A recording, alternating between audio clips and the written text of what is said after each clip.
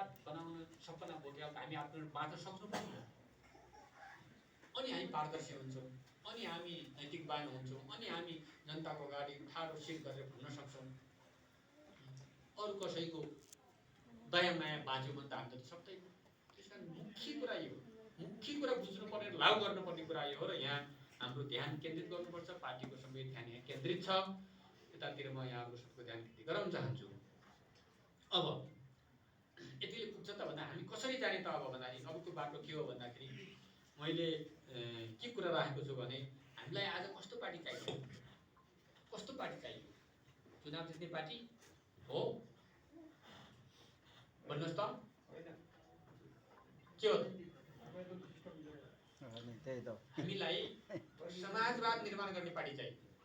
समाजवाद निर्माण गर्ने पार्टी कस्तो पार्टी हुन्छ त भन्दाखेरि जनतासँग गाँसिएको, जनतासँग एकाकार भएको, लोकप्रियता सहितको, पारदर्शी है जनताको सेवा गर्ने पार्टी हुन्छ। त्यस्तो पार्टी बनाएर चुनाव पनि हामीलाई चाहिन्छ, स्वतः जित्छौँ, स्वतः जित्छौँ। यो यसरी हामीले पार्टी निर्माणको अन्तर्गतमा जानु। अब जाने कसरी हो त? समाजवाद बारेमा सबैले सोच्नुहोस्, अहिले कल्पना गर्नुहोस् आफ्नो त्यो कसरी समाजवाद होला त नेपालमा भने सबैले सोचौँ। यति बेला सबैले सोच्ने बेला हो, किनभने हामी बहसमा छौँ। अब यो बहसलाई केन्द्रित गर्दै हामी राष्ट्रिय सम्मेलनसम्म जाँदा अध्यक्ष कमरेडले त्यसको प्रस्ताव तयार गर्दै हुनुहुन्छ। उहाँको प्रस्तावलाई हामी फिडब्याक दिने हो, पूर्णता दिने हो। उहाँले प्रस्ताव ल्याउनुहुन्छ, त्यसमा हामीले थपेर त्यसलाई पूर्णता दिन्छौँ र एउटा नयाँ खाका तयार गर्छौँ। जसरी दीर्घकालीन जनयुद्धको बाटो भनेको थियो नि हामीले, अब समाजवादको बाटो भन्ने आउँछ।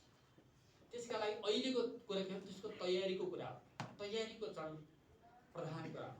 तयारीको चरण भनेको मैले अघि भनेकै नारा हो, आत्मनिर्भरताको बाटो समाउने, रोजगारको बाटो समाउने, सामाजिक सांस्कृतिक रूपान्तरणको बाटो समाउने र समुदायमा आधारित पुँजी निर्माण गर्ने कुरा नै समाजवादको जग हाल्ने कुरा हो। त्यो कुरा गर्ने तयार हामी भयो, त्यसरी हामी अगाडि बढ्यौँ भने हामी त्यहाँ पुग्न सक्छौँ, अन्यथा हामी त्यहाँ पुग्न सक्दैनौँ। तयारीको चरण, त्यसपछि तयारीको चरण पुरा भएपछि हामी समाजवाद प्रारम्भिक चरणमा जाउँला, त्यसपछि अलि उन्नत ठाउँमा जाउँला, अनि अलि समृद्ध समाजवादमा जाउँला, ती पछि निर्माण हुँदै जान्छ। अहिले चाहिँ हामी त्यसको तयारीको क्रममा जानुपर्छ। त्यसको लागि अहिले पार्टी निर्माणको क्रममा छ। पार्टी निर्माणभन्दा पहिला विचार निर्माण कुरा आउँछ। विचार निर्माण कुरा भयो, सबैले सोच्नुहोस् के गर्दा हामी यो बाटोमा जान सक्छौँ, कहाँ हाम्रा कमजोरी भयो, सबैले समीक्षा गरौँ। विचार निर्माणको कुरा प्रधान छ। त्यसपछि सङ्गठन निर्माणको कुरा आउँछ, त्यसपछि विधि र पद्धतिलाई कार्यान्वयन गर्ने कुरा आउँछ, त्यसपछि योजना कार्यान्वयन गर्ने कुरा आउँछ। यसरी हामी जाँदाखेरि पार्टी निर्माणको एउटा नयाँ अभियानमा हामी पुग्छौँ। यति बेला हाम्रो लागि अनुकूलता छ। पार्टी निर्माणको अनुभव फेरि जनताले एकचोटि अन्तिममा त फेरि माओवादी नै चाहिएको रहेछ त, यो संविधान बचाउन हैन, यो जनताको अधिकार बचाउन माओवादी नै पार्टी चाहिने रहेछ है भन्ने कुरा जनताले महसुस गरेको बेला छ। त्यो महसुस गरेको बेलामा हामीले जनतासँग गएर अब हात फैलाएर अङ्गालो मार्नु पर्यो। त्यो भनेको सङ्गठनमा हामी लाग्नु पर्यो भनेको हो। त्यस कारणले यो परिस्थिति एउटा अनुकूल परिस्थिति बनेको छ। हामीले केन्द्रीय समितिमा पनि छलफल खुला गर्ने गरेका छौँ। हिजो हाम्रो स्थायी समितिको बैठक बडो शानदार बैठक भयो है। लागेको कुरा भन्ने, चित्त नबुझेको कुरा भन्ने, ल कमिटीले के भन्छ त्यही निर्णय गर्ने। अध्यक्ष कारण लगातार हाम्रो बैठक राख्नु पर्छ, लगातार छलफल भएको छ, बैठकले के भन्छ त्यही निर्णय गर्छ। सामूहिक एउटा सहभागितामा एउटा केन्द्रीकृत नेतृत्व, सामूहिक प्रणाली केन्द्रीकृत नेतृत्वको अभ्यास हामीले आज गरिरहेका छौँ। पार्टी निर्माण सुरु गर्ने कुरा हो, त्यसो गरेका छौँ। चित्र राख्नु र विषयलाई राख्नु पाउने भनिदिने कार्यकर्तालाई ल यो गर्ने, सबै जबरजस्ती मिलाउने होइन, छलफल बहसबाटै मिल्छ भन्ने मान्यता छ हाम्रो। त्यस कारणले 100% कुरा एकअर्कासँग मिल्दैन, तर मूलभूत कुरा मिल्नु पऱ्यो। पार्टी निर्माणको कुरा, समाजवादको कुरा, राष्ट्र निर्माणको कुरा मिल्नु पऱ्यो। त्यसले मिल्दाखेरि अरू सानातिना कुरा नमिल्यो, हामी त नमिल्यो त गुट बनाउन गइहाल्छौँ। एकछिन पल्टेर गएर कानी खुसी गरेर त्यो त यस्तो यो बेठिक छ। सङ्गठन विभागको प्रमुखको हैसियतले म तपाईँलाई भन्न चाहन्छु, सबै कमरेडलाई भन्न चाहन्छु, गुटबन्दीबाट पार्टी बन्दैन, गुट भत्काउने अभियानमा हो अहिले पार्टी। समस्याजनक खुला छलफल गर्नु, यसरी राख्ने सबै आम कार्यकर्तालाई छलफल गर्ने, भन्नुहोस् यो कुरा ठिक बेठिक के हो भन्ने, ठिकलाई ठिक बेठिकलाई बेठिक भन्छ, अनि त्यो कुरा स्वीकार। त्यस कारणले गुटबन्दीको बाटो है। अब को व्यक्ति के हुने भनी पदको कुरा पनि होइन। अहिले मात्रै पार्टी निर्माणको कुरा हो। तपाईले कमिटी बनाउनु बेला त्यहाँ के पदमा तपाईँ हुने पालिकामा छलफल हुँदा त्यो दिन गर्नु होला है। पालिकाको वडाको मानव कमिटी सम्मेलनको दिन ल वडा अध्यक्ष म हुने भन्नु होला तपाईको इच्छा अनुसार। पालिकाको सभा त्यही भन्नु होला, प्रदेशमा आउँदा त्यही भन्ला, केन्द्रमा आउँदा त्यही भन्ला, त्यो दिन भन्न पाइन्छ। आज फल्नु पदमा भन्दै प्रचार गर्ने र भन्ने पनि होइन। आज पार्टी निर्माण गर्ने र जनताका समस्याहरू समाधान गर्ने एउटा कुरामा दृढतापूर्वक अगाडि बढ्नुपर्छ। त्यसो भएर अलिअलि गुटबन्दी जस्ता झुन्ड धान्ड छ, यी सबलाई भत्काएर अब नयाँ पार्टी बनाउने, एकीकृत पार्टी बनाउने। एकीकृत पार्टी भने सबै सोलडोलो सबै सहमति हुँदैन, असहमति नभए असहमति राख्ने यो भएन, न चित्त बुझेन भन्न पाइन्छ नि। काम कारबाही एकरूपता, अभिव्यक्तिमा स्वतन्त्रता भन्ने त नीति छ हाम्रो, भन्न पाउँछ, काम गर्नुपर्छ। कुरो त्यति मात्रै हो। यो नीति अन्तर्गत अगाडि जाने गरी हामीले जानुपर्छ। त्यस कारणले हामीसित यहाँ जानको लागि हाम्रो मुख्य आधार छ। मैले अघि भने, सुरुमा भने कि एउटा लामो क्रान्तिको परिवर्तनको नेतृत्व गरेर आज यो सङ्घीय लोकतान्त्रिक गणतन्त्र ल्याउने नायक हाम्रो नेता हुनुहुन्छ हो। आज उहाँमाथि संघीयता विरोधीहरूले, गणतन्त्र विरोधीले प्रहार गर्ने कुरा त्यहाँ प्रहार भइरहेछ। त्यहाँ प्रहार हुँदा हाम्रो आन्दोलनमाथि प्रहार हो। अमृत प्रचण्ड व्यक्ति मात्रै होइन, हाम्रो संस्था पनि उहाँमाथि हुने प्रहार भने हाम्रो आन्दोलनमाथि भएको। त्यसका विरुद्ध प्रतिवाद गर्न हामी तयार हुनुपर्छ। वैचारिकले प्रतिवाद गर्ने हो। त्यहाँ प्रतिवादको अर्थ वैचारिकले प्रतिवाद गर्ने हो। भ्रमहाला सिर्जना गर्छन्, अनेक कुरा गर्छन्। त्यस कारणले त्यसलाई पनि गर्दै नेतृत्वको रक्षा गर्ने प्रश्न एकातिर छ भने अर्कोतिर रूपान्तरण गर्ने पनि संशय हो। रक्षा र रूपान्तरण सँगै गर्नु। नेतृत्वको रक्षा गर्ने, तपाईहरूले मैले गरेको गल्तीको आलोचना गर्नु भएन भने म ठिक पार्न जाँदैन। मैले आम जनताको अगाडि भनेको छु, अध्यक्ष कमरेड प्रचण्डलाई साथी राखेर हजारौं जनतामा सभा गर्न बारबार भनेको थिएँ, फेरि गरेर भनेको छु। मैले गरेको गल्तीको तपाईँ भण्डाफोर पाउनुपर्छ, विरोध गर्न पाउनुपर्छ जनता। त्यो नबनाएको 21 जनवाद भनेकै त्यही। अध्यक्ष कमरेडले भन्नुभयो, त्यहाँ सोध्नुभयो यस्तो कसरी हो बनाएको भन्नुभयो। तपाईँको नीति थियो भने तपाईँको नीतिले 21 जनवाद भन्ने तपाईँको नीति चाहिँ पास गरेर त्यही लागू गर्ने हो भनेको थिएँ मैले। भन्दाखेरि हामीले छैन त्यसरी आज जनतालाई स्वतन्त्रता दिएर, जनतालाई अभिव्यक्त गर्न दिएर, कसेर होइन, कार्यकर्तालाई बोल्न नदिएर होइन, छलफल गर्न दिएर, विचार राख्न दिएर, कुरा सुनेर, आलोचना स्वीकार गरेर मात्रै पार्टी बन्छ। आलोचना नसुन्ने, स्वीकार नगर्ने, आफूले मात्रै निर्णय गर्ने, एकलौटी निर्णय गर्ने होइन, आफूलाई मन परेको कुरा गर्ने, मन नपरेलाई पर फाल्ने, त्यो पार्टी बन्दैन। त्यो तपाईँहरूले खबरदारी गर्नुहोस्। हामीले गर्दाखेरि कसैले पनि गर्दाखेरि खबरदारी गर्ने तपाईँहरूले गर्नुभयो भने पार्टी बन्दैन। यो कुरा म तपाईँलाई भन्न चाहन्छु।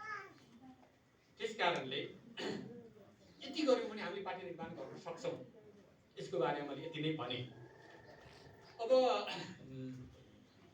हामीसँग हाम्रा अपुरा नारा छन्। पहिचानको नारा अपुरो छ हाम्रो, हाम्रो विश्व अधिकारको नारा अपुरो छ, हाम्रो निर्वाचन प्रणालीसँग नारा हाम्रो पुरा भएको छैन, हाम्रो कार्यकारी परम्परा त्यो पनि सँगसँगै यो आन्दोलनसँग हामी जनतालाई यसको अन्तर्क्रिया छलफल गर्दै लगेर ठाउँमा लगेर त्यसलाई पनि हामीले संविधानमा लेखेको ठाउँमा पुर्याउँछौँ।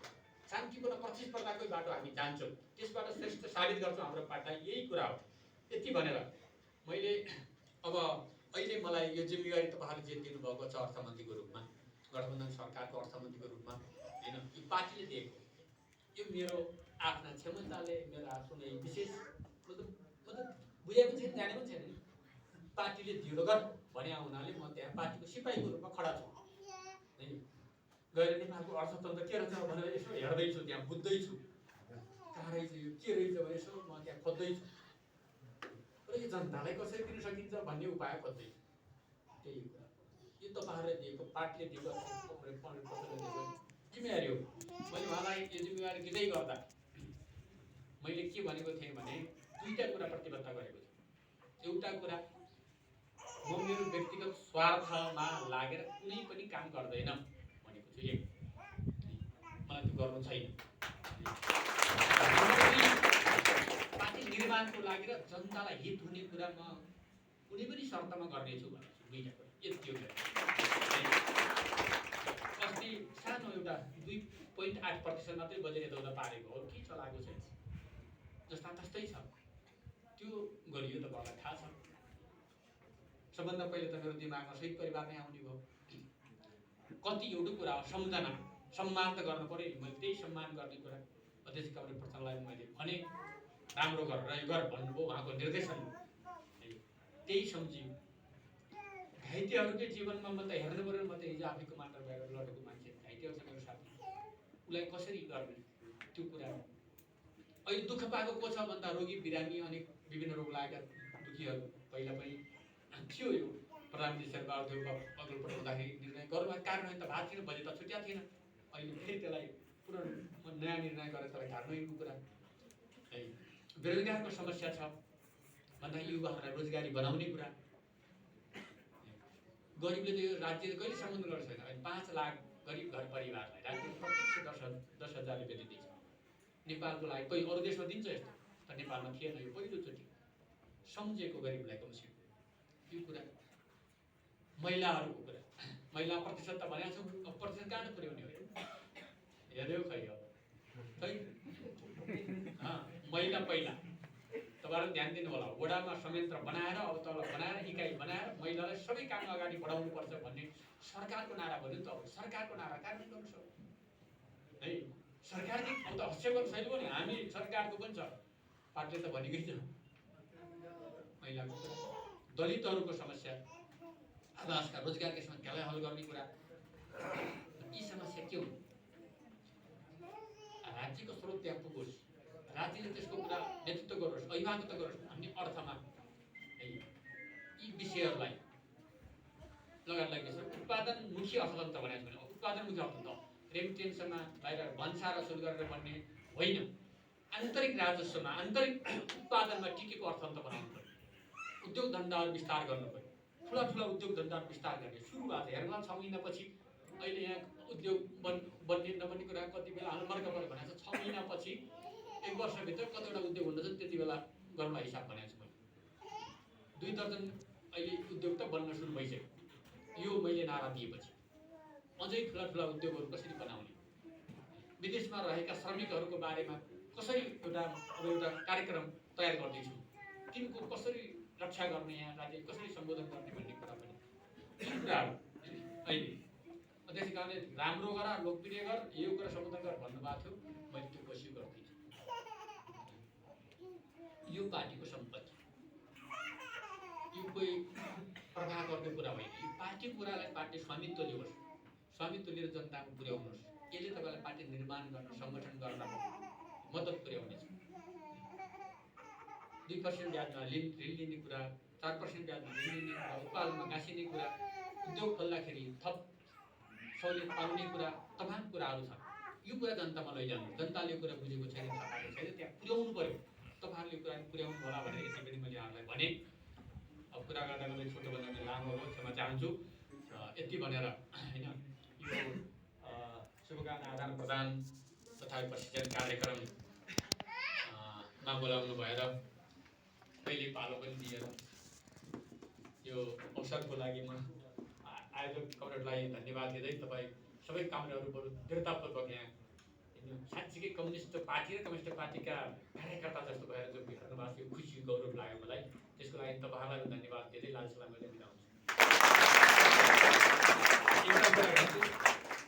एउटा मैले सोचेको सामान्य एउटा केही कुराहरू सङ्गठनबारे लेखेको एक किताब छ, तपाईँहरूले एक एउटा लगेर पढ्दै गर्नु।